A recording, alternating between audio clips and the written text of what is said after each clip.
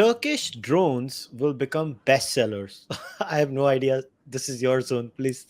Yeah, well, they will. Because remember, weaponized drones are, first of all, apparently weaponized drones come under the MTCR interpretations. Nobody actually applies it, but they do. Uh, in this particular case, after Azerbaijan's victory over Armenia, and after well, the publicity they've gained, what nobody's talking about is all those drones keep getting shot down very, very rapidly. Okay. They've only so far been used in a low technology environment or a low electronic warfare environment. Uh, we know this. Why? Because clearly the Russians aren't using jamming. Because what happens ends up happening out there is that they, if the Russians were jamming, you wouldn't be getting any of the video or the signals or anything. You remember how Russian troops' own comms equipment didn't work and they had to use the local 4G network to communicate with each other.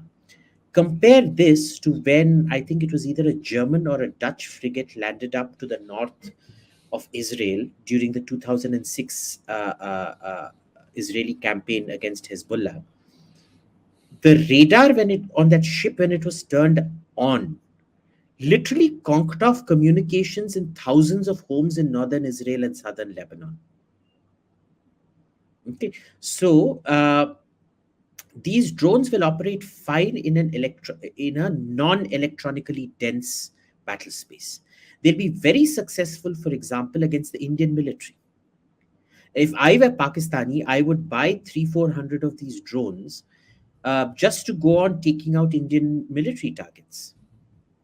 I can honestly tell you that slaughter our armored divisions, cold start or no cold start. So, this is a no-brainer that Turkish drones are going to be a big seller. Okay.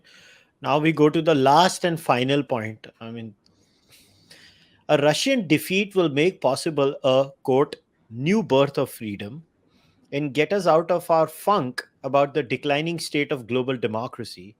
The spirit of 1989 will live on thanks to a bunch of brave Ukrainians. Unfortunately, he's going back to the end of history hypothesis.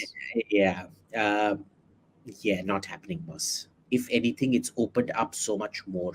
You're going to see a fracturing of the global economic whole. You're going to see a fracturing of the global financial whole.